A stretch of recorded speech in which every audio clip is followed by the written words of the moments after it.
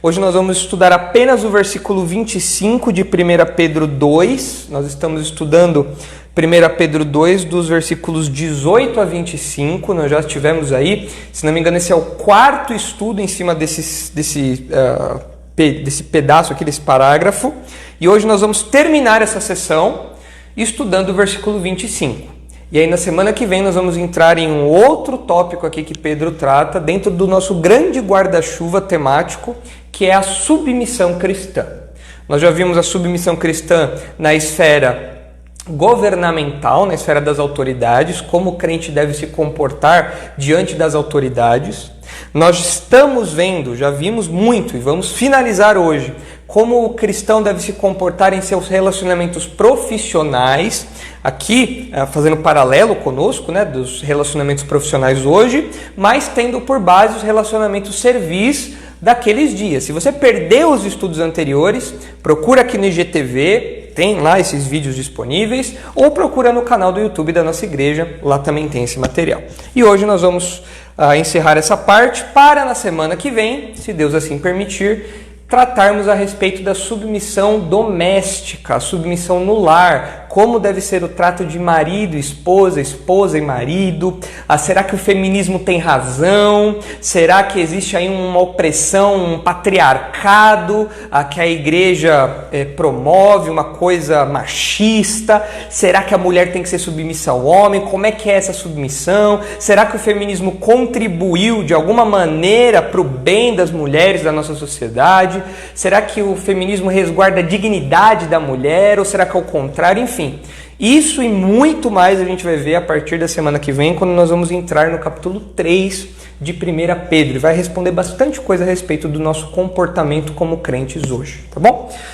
19 horas e 4 minutos, eu vou orar e na sequência nós começamos então aqui o nosso tempo de estudo bíblico, finalizando esse trechinho que nós temos estudado há algumas semanas, tá bom? Vamos orar, não se esqueça de compartilhar a live e na sequência nós começamos o nosso estudo aqui.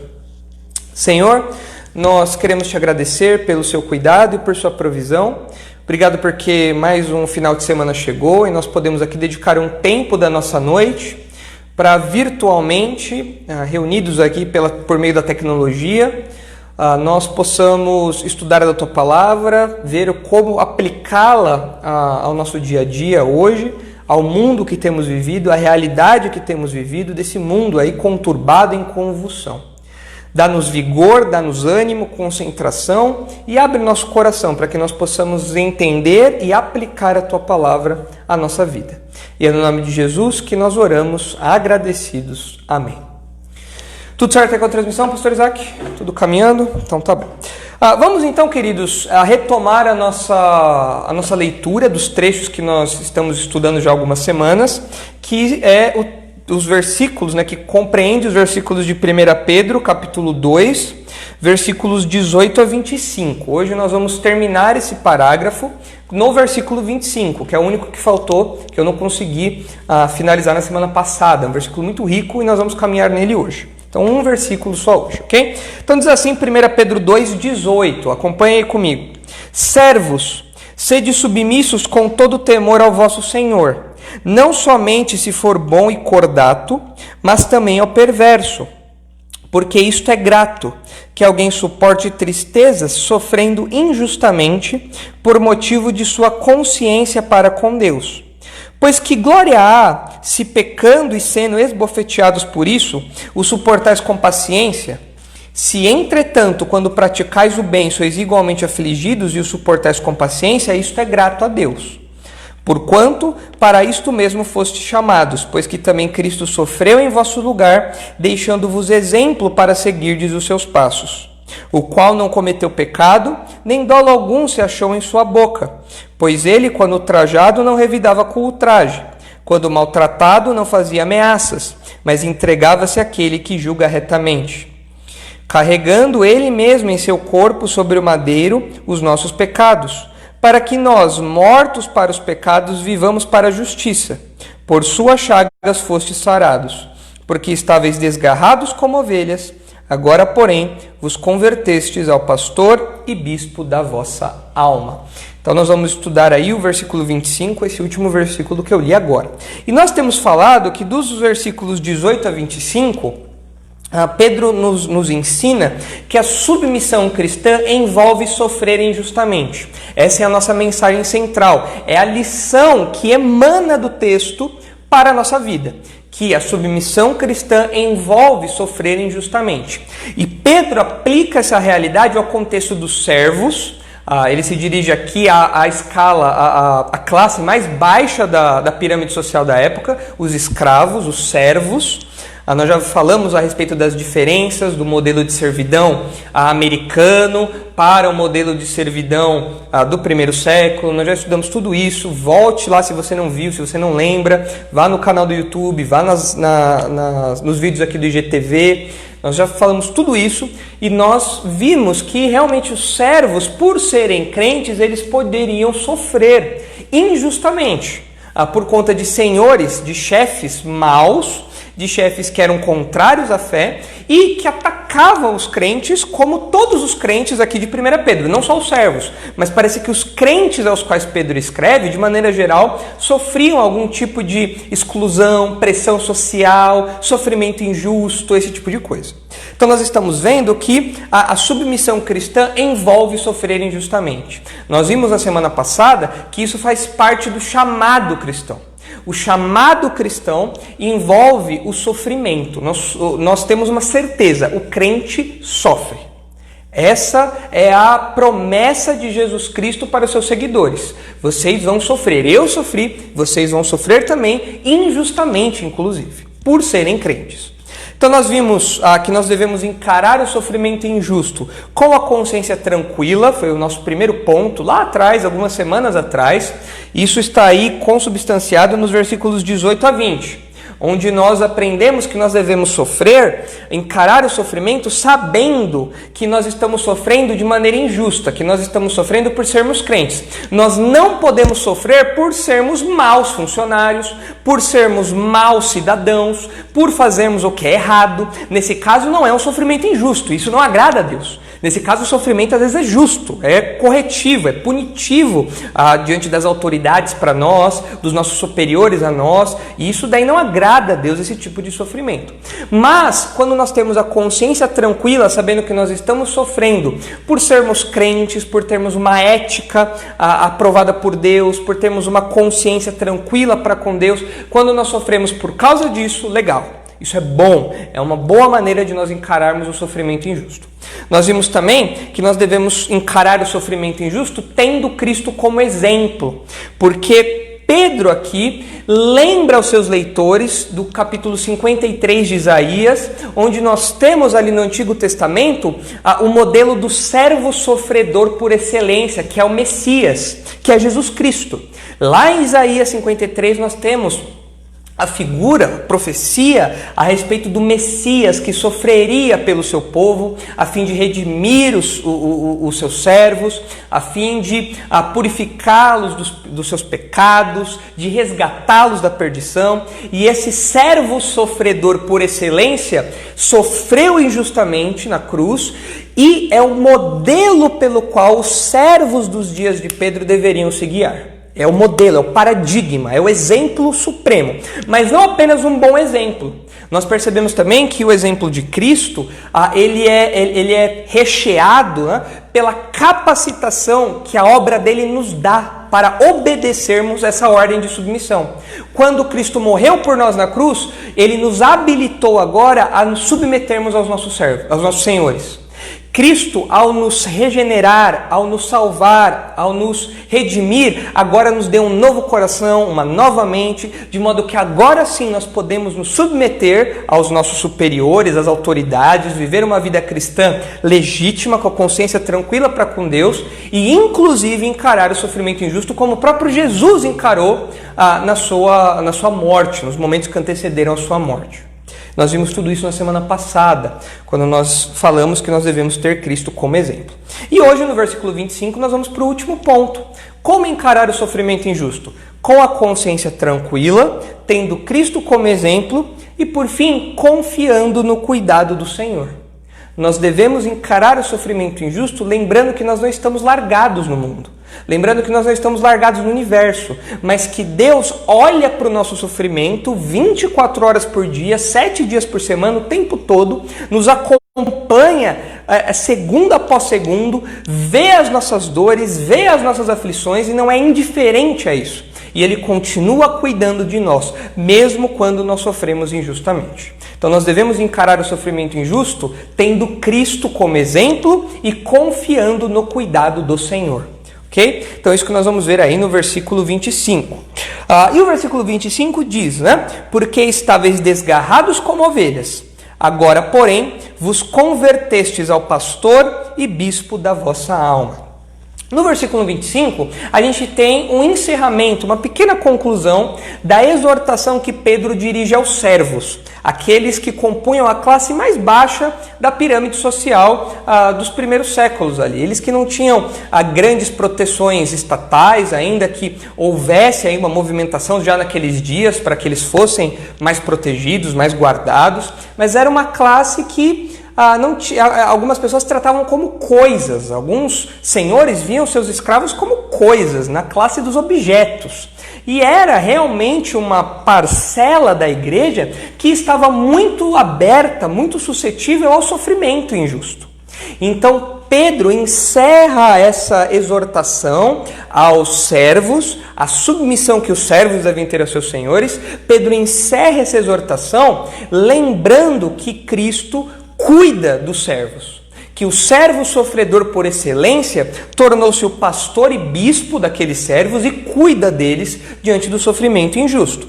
E ele mostra para nós um contraste. O versículo 25, se vocês olharem aí, tem um contraste. Ele fala assim: porque estáveis desgarrados como ovelhas, agora, porém, vos convertestes ao pastor e bispo da vossa alma. Há um contraste aqui. E é um contraste que mostra o antes e o agora. Como nós éramos antes de Cristo e como nós somos depois de Cristo. E é interessante porque não é apenas a história da humanidade que é dividida em antes e depois de Cristo. A nossa história individual é dividida também em antes e depois de Cristo. E a história de vida daqueles servos aos quais Pedro escreve também era dividida em antes e depois de Cristo. E como era esse antes, então? Vamos mostrar aqui, vamos desenhar esse contraste que Pedro faz. Como era esse contraste? Como isso nos ajuda a confiar no cuidado do Senhor em meio ao sofrimento injusto? Vamos ver esse contraste. Pedro diz que antes nós éramos, e aqueles servos eram, todos nós éramos, os crentes eram assim, né? Ao longo de toda a história, éramos como ovelhas perdidas do rebanho. Nós andávamos perdidos. Nós andávamos desgarrados, como alguém distante do rebanho, distante da proteção do rebanho, distante do cuidado do pastor, distante da provisão ali. Nós estávamos largados no mundo, perdidos, andando por aí a esmo. Estávamos totalmente desgarrados como ovelhas. Essa é a figura aqui que Pedro começa a desenhar, de uma ovelha perdida do rebanho. As palavras que Pedro usa aqui continuam remetendo ao capítulo 53 de Isaías, onde realmente o profeta Isaías fala que aqueles pelos quais o servo sofredor morreria e resgataria eram como ovelhas desgarradas, ovelhas perdidas, né? Ovelhas que andavam zanzando por aí sem um destino certo, sem suprimento, sem nada. Então Pedro ainda está evocando as imagens do servo sofredor de Isaías 53. E nós percebemos que as feridas de Cristo, o sofrimento de Cristo na cruz, a morte de Cristo, nos tirou dessa posição de ovelhas perdidas. A morte de Cristo, o sacrifício de Cristo possibilitou com que houvesse o contraste. Se antes nós estávamos perdidos, agora nós estamos achados, cuidados, protegidos. Por isso aqui, no versículo 24, no finalzinho, ele diz: por suas chagas fostes sarados, porque vocês eram como ovelhas perdidas, mas agora vocês se converteram. E de fato, queridos, nós aprendemos que o nosso antes de Cristo, era um antes marcado por perdição. Nós éramos realmente como ovelhas desgarradas.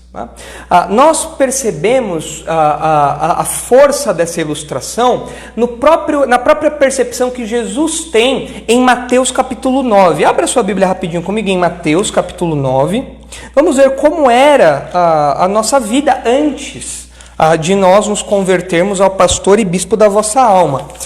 Mateus capítulo 9, versículo 35 e 38. Olha só. A 38, olha só o que Mateus nos diz em Mateus capítulo 9. E percorria Jesus todas as cidades e povoados, ensinando nas sinagogas, pregando o evangelho do reino e curando toda sorte de doenças e enfermidades. Vendo ele as multidões, compadeceu-se delas, porque estavam aflitas e exaustas, como ovelhas que não têm pastor.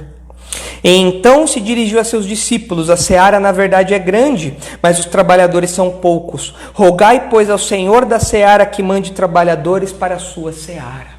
Nós aprendemos aqui, nas palavras do próprio Jesus, no exemplo do próprio Jesus, qual foi a percepção dele a respeito das ovelhas ali de Israel, a quem Jesus pregava o reino de Deus. Nós vemos que elas andavam como ovelhas perdidas, sem pastor. E uma ovelha perdida sem pastor é uma ovelha cansada, é uma ovelha sem nutrição, é uma ovelha suja, é uma ovelha machucada, é uma ovelha aberta às ameaças dos outros animais, é uma ovelha com seu destino de morte travado.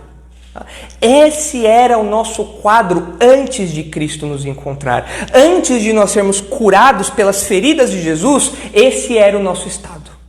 Nós percebemos essa realidade em Zacarias também. Abra lá comigo, Zacarias capítulo 10, versículo 2. Veja a exortação que Zacarias dirige aqui aos pastores dos seus dias, mas veja o que diz no versículo 2, veja o estado dessas ovelhas. Olha como essa figura do cuidado das ovelhas era uma figura recorrente naquela cultura, porque era uma das maneiras do povo comercializar, do povo viver ali. A cultura a que o povo tinha era uma cultura pastoril, era uma cultura que envolvia o cuidado das ovelhas. Então essa figura era uma figura muito vívida para aquelas pessoas. E veja o que diz Zacarias 10:2, olha só.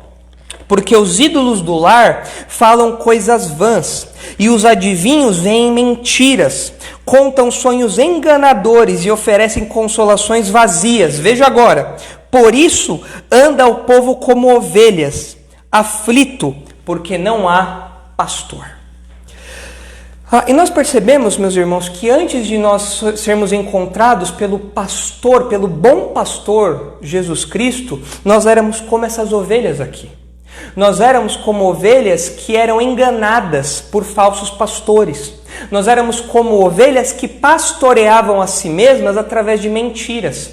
Nós tentávamos projetar um aprisco que nos protegesse, mas na verdade era um aprisco que não nos protegia de nada. Nós pensávamos que as nossas crenças, nós pensávamos que as nossas seguranças, nós pensávamos que os nossos esforços de alguma maneira nos protegiam, mas na verdade nós estávamos perdidos. Nós estávamos desnutridos, nós estávamos feridos como ovelhas que não têm pastor. E esse é o estado dos incrédulos. Talvez você esteja me assistindo e você seja um não crente, você seja uma ovelha desgarrada ainda. Talvez você não tenha ainda se encontrado com o pastor da sua alma, com o Senhor Jesus. Talvez você não conheça ainda o aprisco do Senhor Jesus. E esse é o seu estado, como uma pessoa aqui, diz Zacarias, né? Uma pessoa que ouve coisas vãs, que se dobra a adivinhações mentirosas, que se engana com sonhos vazios, com consolações vazias. E nós percebemos que esse realmente é o estado do incrédulo. O incrédulo pastoreia a si mesmo com quaisquer mentiras. Eu me lembro uma vez que eu estava organizando o meu quarto. Então eu comprei um guarda-roupa novo, comprei uma cama e tal, e eu queria arrumar a disposição do meu quarto. Eu recebi uma visita na minha casa, uma visita de uma conhecida que não é crente.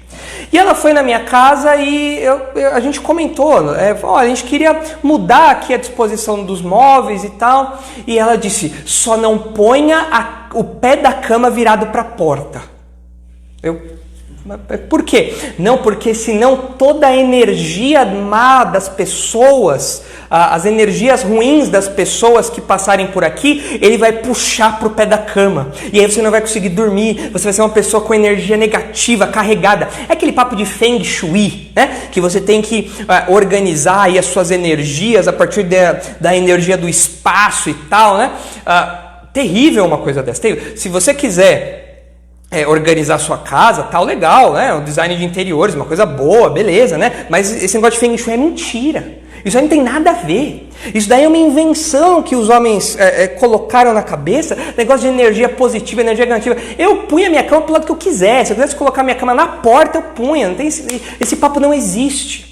Mas nós vemos as pessoas levadas a acreditar nesse tipo de coisa. Há um teólogo chamado Chesterton, ele disse uma frase que é muito verdadeira. Ele disse que quem não crê em Deus está condenado a acreditar em qualquer coisa. Nós percebemos que as pessoas tentam pastorear a si mesmas acreditando em alienígenas. Existem atores famosos que acreditam em alienígenas, que acreditam que existe aí vida extraterrestre, que essas vidas de alguma maneira interferem na nossa. Existem pessoas que acreditam em horóscopo, que acreditam que os astros influenciam a nossa vida. E as pessoas tentam se pastorear, tentam se nutrir com isso. São como ovelhas que vão a apriscos falsos e comem um alimento que não sustenta e andam desgarradas, desnutridas, abandonadas, perdidas, porque elas não têm o verdadeiro pastor que cuide delas. Esse é o meu quadro e o seu quadro antes da conversão. Nós éramos como ovelhas perdidas e nós nos pastoreávamos com esse tipo de coisa. Nós nos pastoreávamos acreditando na evolução, nós nos pastoreávamos acreditando em Feng Shui, nós nos pastoreávamos acreditando em horóscopo, nós nos pastoreávamos acreditando que a vida é feita para curtir, não existe amanhã, numa perspectiva materialista do mundo. Nós nos pastoreávamos com esse tipo de coisa. Mas, graças a Deus, há um contraste.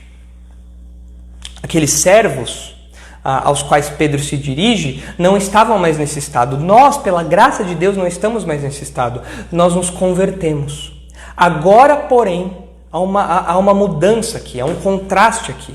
Não existe apenas o lado da ovelha desgarrada. Graças a Deus existe o lado da ovelha amparada, da ovelha encontrada.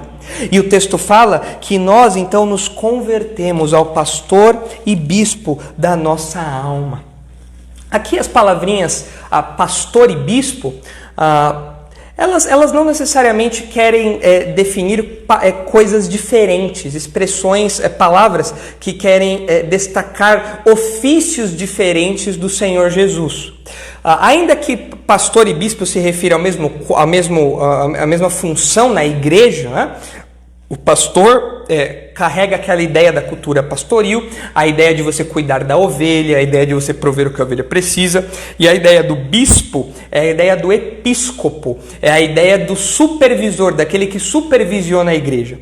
Entretanto, parece que aqui Pedro não está preocupado em falar que Jesus ocupa uma função de supervisor da igreja. Parece que aqui Pedro não está usando esses termos como nomenclaturas técnicas. Não é como o conceito que a gente tem do pastor da igreja ou do bispo da igreja, né? Ainda que essa seja a mesma palavra, parece que Pedro aqui usa essa expressãozinha para mostrar que Jesus Cristo é quem nos guarda e quem nos supervisiona, quem nos acompanha, quem nos assiste nas nossas necessidades. Aqui nós temos um caso de endíades. Nós já falamos o que é uma endíades aqui. Endíades é um recurso literário muito usado pelos autores bíblicos quando eu quero enfatizar algo, quando eu quero descrever uma coisa por meio de duas palavras. Nós temos o exemplo de uma endíades na criação do homem, que é feito imagem e semelhança de Deus. Os autores tentam mostrar diferenças entre imagem, semelhança e tal, mas na verdade o autor bíblico não quer mostrar a diferença entre os termos, é o contrário. Ele quer mostrar a semelhança entre esses termos para enfatizar aquilo que ele quer dizer, para enfatizar aquilo que ele quer mostrar. E aqui nós temos uma endíades também. O pastor e bispo da vossa alma significa que nós nos convertemos a quem nos protege, a quem nos guarda, a quem nos assiste, a quem nos vigia, a quem nos acompanha em meio ao nosso sofrimento, quem cuida desse aprisco 24 horas por dia, que supervisiona esse aprisco, que é o bom pastor. Então aqui nós percebemos que Pedro está olhando para Jesus como um guardião das suas ovelhas. Ao contraste, enquanto antes as ovelhas estavam perdidas, agora as ovelhas são cuidadas e cuidadas intensamente, cuidadas 24 horas por dia, cuidadas constantemente. E realmente, Pedro quer ressaltar que Jesus zela pelo seu rebanho, e o próprio Jesus disse que ele é o bom pastor. Nós devemos nos lembrar das palavras de Jesus em João 10, onde ele fala: eu sou o bom pastor dá a vida pelas suas ovelhas. Eu sou o bom pastor, as ovelhas conhecem a minha voz e ouvem a minha voz. Eu sou o bom pastor. Ele é o bom pastor, o pastor que provê tudo aquilo que é necessário para o seu rebanho, o pastor que protege e o pastor que assiste as suas ovelhas em meio ao sofrimento injusto. Quando Pedro diz aqui que ele é o pastor e bispo da nossa alma, o que Pedro está querendo dizer é que Jesus Cristo é o pastor e bispo do nosso ser, de nós como um todo. Não apenas do nosso espírito, da nossa alma, da nossa vida espiritual, mas como o nosso ser como um todo. Essa é a ideia aqui de pastor e bispo da alma. Ele supre, ele se atenta, ele assiste às nossas necessidades por completo, todo o nosso ser. Isso é importante para os leitores de Pedro e vai ser importante para nós também, porque com isso Pedro lembra que os servos, que são aqueles que estavam na parte mais baixa da pirâmide social, que eram os largados, que eram aqueles que nem sempre eram tratados como pessoas, mas como coisas, e que por isso sofriam injustamente até, essa classe de servos, aqueles que eram crentes e estavam nessa classe, eles não deveriam se sentir largados ou desamparados ou desassistidos. Existe um supervisor supremo, existe um guardião supremo, um pastor supremo que zela por eles, que observa atentamente eles e que cuida completamente de todas as suas necessidades, dia e noite. Até mesmo a classe mais desabastada dos seus dias ali, com Pedro escreve, até mesmo essa classe contava com o cuidado de primeira classe do Senhor Jesus, com o cuidado soberano do Senhor Jesus, com o cuidado completo do Senhor Jesus. Note, não era o status social de alguém que garantia o cuidado de Deus, não, porque os servos contavam com o cuidado de Deus. Os servos contavam com a atenção de Deus. Os servos que eram desprezados pelos seus senhores contavam aqui com o amparo do próprio Criador do universo. E essa é uma verdade que nós vemos reproduzida em várias vezes ao longo da Bíblia, vários momentos da Bíblia. Nós vemos Deus falando: olha, Deus é o Deus da viúva, do pobre, do órfão, daquele que não é assistido socialmente, daquele que é desprezado socialmente, daquele que é falto. Deus olha para essas pessoas, porque não é o status social de alguém que garante a atenção de Deus, mas é onde essa ovelha está, é o aprisco no qual ela está que garante o bom cuidado dela. Não era a classe, mas o aprisco que determinava o cuidado de Deus. E isso era encorajador para aqueles servos. Poxa, realmente, nós sofremos injustamente, os nossos senhores nos maltratam por sermos crentes, mas ainda que aqui nós soframos, é preciso lembrar que nós temos um pastor e bispo que cuida completamente de nós. Nós não estamos desamparados, ainda que pareçamos desamparados aqui. Nós não estamos largados no mundo, ainda que nós um dia já estivéssemos, né? Um dia nós já estivemos largados no mundo, mas agora não estamos mais. Há um pastor que zela continuamente por nós.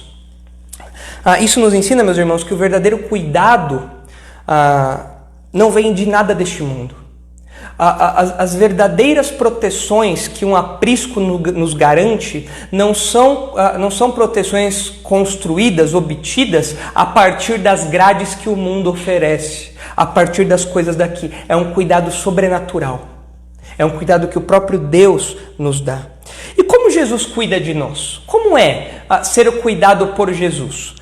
Talvez você esteja aí perguntando: Jesus cuida de nós, ele é o pastor e bispo, ou seja, ele é o guardião, ele é o supervisor supremo, ele é aquele que vigia por nós. Mas como é esse cuidado de Jesus então? Bom, Pedro nos dá uma dica de como é o ministério pastoral de Jesus a partir de uma exortação que ele faz aos pastores, aqui agora os pastores da igreja mesmo, né? Aos pastores aos quais Pedro se dirige na sua carta, aqueles que ocupavam a função pastoral. No capítulo 5 de 1 Pedro, ele se dirige a esses pastores. E veja o que ele diz lá em 1 Pedro 5, versículo 1. A partir da exortação que Pedro faz a esses pastores, nós podemos ver como é o exemplo de Jesus como pastor. E veja como é o exemplo de Jesus como pastor. 1 Pedro 5, versículo 1. Rogo, pois, aos presbíteros que há entre vós, eu, presbítero como eles, e testemunha dos sofrimentos de Cristo, veja aqui de novo a ênfase no sofrimento, porque é isso que aqueles leitores estavam experimentando, o sofrimento, e ainda coparticipante da glória que há de ser revelada. Versículo 2. Pastoreai o rebanho de Deus que há entre vós, não por constrangimento, mas espontaneamente, como Deus quer, nem por sorte da ganância, mas de boa vontade, nem como dominadores do que vos foram confiados, antes tornando-vos modelos do rebanho. Ora, logo que o Supremo Pastor se manifestar, recebereis a imarcessível coroa da glória. Ou seja, há um Supremo Pastor que serve de modelo para os outros pastores. E como é o cuidado desse Supremo Pastor? A partir das orientações de Pedro, nós aprendemos que é um cuidado voluntário. É um pastoreio voluntário. Jesus nunca se viu obrigado a cuidar de nós, pressionado a cuidar de nós. Da mesma maneira, os pastores devem ter essa postura. Eles não devem pastorear sendo obrigados. É engraçado que isso já aconteceu na história da igreja. Se não me engano, o bispo Ambrósio de Milão, nos primeiros séculos da igreja, ele não queria ser pastor, mas a comunidade pediu tanto para ele ser pastor, e ele recusou tanto que chegou um momento que não deu mais o que fazer. Ele inclusive começou a andar com mulheres mal faladas da época para ver se o pedido para ele ser pastor diminuía, né? Mas não diminuiu, o povo queria e começou a gritar Ambrósio Bispo, Ambrósio Bispo. Acho que a história é essa. E aí Ambrósio então finalmente se tornou pastor. Mas você vê aqui um pastoreio meio forçado, né? Uma coisa meio contrariada. Aí nós aprendemos na Bíblia que o pastor ele deve ter o desejo de ser pastor. Isso tem que estar dentro do pastor, é algo voluntário. E o pastoreio de Jesus também é um pastoreio voluntário nesse sentido. Porque Jesus Cristo nunca se viu obrigado a morrer por nós na cruz. Jesus Cristo nunca se viu em obrigação ou pressionado para nos pastorear. Pelo contrário, ele como pastor dá a vida pelas suas ovelhas voluntariamente. Ele fala, ninguém tira a minha vida, eu a dou voluntariamente. Então nós percebemos que o cuidado de Jesus não é um cuidado pressionado, não é um cuidado contrariado, é um cuidado voluntário. Além disso, o texto também nos ensina que o cuidado de Jesus é um cuidado desprendido. É um cuidado que não tem por alvo, não visa a intenções dúbias, esperando algum tipo de benefício em troca do cuidado, em troca do pastoreio, não. É um cuidado desprendido. O Senhor Jesus pastoreia as suas ovelhas, e esse deve ser o alvo dos pastores também. O Senhor Jesus pastoreia as suas ovelhas, dando em abundância, sem ter segundas intenções maliciosas, sem esperar algo em troca das suas ovelhas, algum benefício delas, até porque Deus não precisa de nada de nós. Então nós percebemos que o pastoreio de Jesus é um pastoreio desprendido. É um pastoreio que dá em abundância, sem ter segundas intenções, sem ser ganancioso. E nós percebemos também que o pastoreio de Jesus é um pastoreio exemplar. Aqui, Pedro fala que os pastores não devem ser tiranos, não devem ser dominadores do rebanho, mas devem se tornar modelos do rebanho. E o nosso Senhor Jesus é um modelo para nós. Ele, como supremo pastor, deve ser o alvo de todos os crentes. Deve ser o alvo dos pastores, imitando o supremo pastor, mas deve ser o alvo de todas as ovelhinhas. Todos os servos devem olhar para o servo sofredor e querer imitá-lo. Todas as ovelhas devem seguir o seu pastor porque ele é o exemplo. O caminho que ele vai é o caminho que eu vou também. Nós falamos na semana passada da ilustração que Pedro dá de andar nas pegadas de Cristo, de seguir os passos de Cristo. Ele é nosso modelo, ele é nosso exemplo supremo. Para onde ele vai, nós vamos também, porque Cristo pastoreia de modo exemplar. Ele mesmo tem uma postura exemplar. Ele não é um tirano, ele não é impassível, distante de suas ovelhas, não. Ele está próximo e nos serve como exemplo de vida, exemplo de postura, exemplo de vida cristã. E essas características do pastoreio de Cristo, que nós podemos aprender vendo essas exortações que Pedro faz aos pastores, poderia servir de combustível para a confiança dos servos. Veja, vocês são cuidados pelo pastor e bispo da vossa alma. E como é o cuidado desse pastor e bispo? É um cuidado excelente. É um cuidado exemplar, é um cuidado desprendido, é um cuidado altruísta, é um cuidado perfeito, do Senhor que é perfeito. Então isso deve servir de combustível para que aqueles crentes confiem no cuidado de Jesus, mesmo estando no mundo hostil, mesmo estando no mundo que odeia as ovelhas, mesmo estando cercado por lobos querendo devorar as ovelhas. Mas o crente, a ovelhinha, tímida, medrosa, ela confia no cuidado do Supremo Pastor. E ela se submete ao Supremo Pastor. E ela descansa, sabendo que mesmo em meio aos ataques vorazes dos lobos, o Senhor Jesus protege as suas ovelhas. O Senhor Jesus protege o seu rebanho. Mesmo dos ataques terríveis de Satanás. Nós vemos em 1 Pedro 5, no versículo 8, que Pedro alerta os crentes a respeito do diabo. Ele diz: o diabo, vosso adversário, anda em derredor como leão, que ruge procurando alguém para devorar. O Senhor Jesus nos protege também do diabo. O Senhor Jesus nos protege do mal. O Senhor Jesus é um pastor competente, excelente, que protege as suas ovelhas, inclusive aquelas que, socialmente falando, eram as menos privilegiadas, como os escravos. Então isso deveria fazer com que os escravos confiassem, com que os servos confiassem no cuidado do Senhor Jesus, mesmo em meio a um mundo hostil. Mas eu quero aqui agora olhar para um outro texto que fala do pastoreio de Jesus também.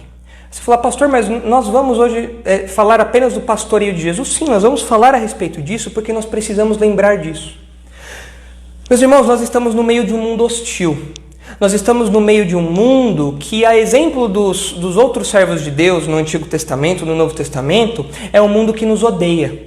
Nós estamos rodeados de lobos tentando nos devorar. E nós somos ovelhas. A natureza da ovelha é bobinha. Nós somos inocentes, nós somos frágeis, nós somos facilmente enganados. Mas nós precisamos lembrar que nesse mundo hostil nós temos um pastor que zela por nós. Isso tem que nos encher de coragem. Isso tem que nos encher de confiança para que nós adotemos uma postura firme, sabendo que o Senhor está zelando por nós, que o Supremo Pastor está cuidando de nós. Veja o cuidado do pastor, que é Deus, exemplificado, ilustrado no famoso Salmo 23. É o Salmo do pastor, o Salmo 23. No meu exame de ordenação, me foi pedido para recitar o Salmo 23. E eu esqueci alguns versículos dele, pulei do começo para o final e passei um monte aí de versículos do Salmo 23, mas é um salmo curto, mas muito bonito, que pinta esse quadro do pastor cuidando das ovelhas e fala que o Senhor é o bom pastor. Veja como é o cuidado desse pastor, veja como é. Salmo de Davi, Salmo 23, Salmo de Davi. O Senhor é o meu pastor, nada me faltará. Ele me faz repousar em pastos verdejantes, leva-me para junto das águas de descanso. Refrigera minha alma, guia-me pelas veredas da justiça, por amor do seu nome. Ainda que eu ande pelo vale da sombra da morte, não temerei mal algum, porque tu estás comigo. O teu bordão e o teu cajado me consolam. Preparas-me uma mesa na presença dos meus adversários. Unge-me a cabeça com óleo, o meu cálice transborda. Bondade e misericórdia certamente me seguirão todos os dias da minha vida, e habitarei na casa do Senhor para todo sempre. Como é o pastoreio do Senhor? Se o Senhor é o meu pastor, como é que o Senhor me pastoreia? A gente brinca com uma jovem aqui da igreja, que uma vez ela foi citar esse versículo, e ela disse assim: o Senhor é meu pastor e nada me faltará, Ele me faz pastar em pastos verdejantes. O Senhor faz pastar? Não, Ele me faz repousar em pastos verdejantes. A ideia é de descanso, a ideia é de uma alimentação sadia, completa. Nós percebemos que, apesar do mundo nos odiar, nós temos um pastor que nos alimenta, que nos dá nutrição.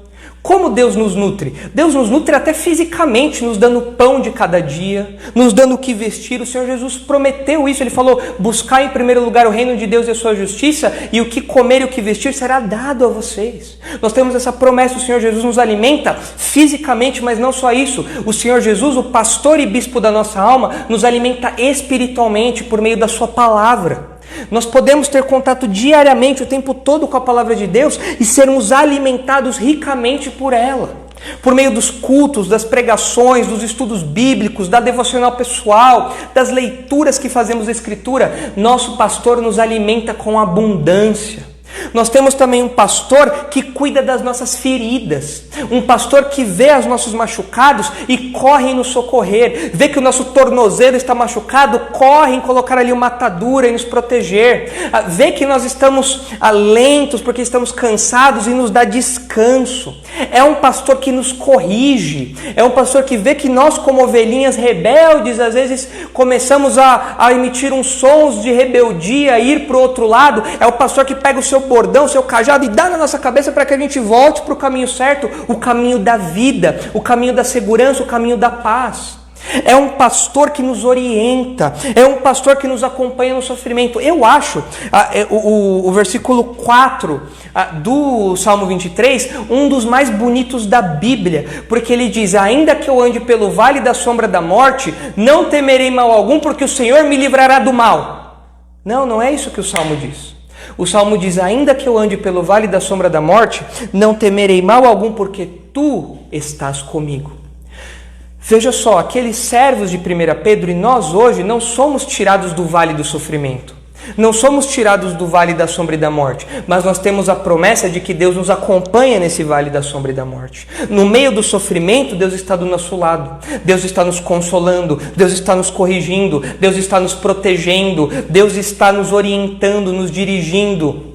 Nós temos um cuidado constante de Deus. Nós passamos pelos vales da sombra e da morte, pelos vales de sofrimento, como servos de 1 Pedro, como nós passamos hoje, mas ainda assim o Senhor está conosco, nos consolando e marcando presença ao nosso lado.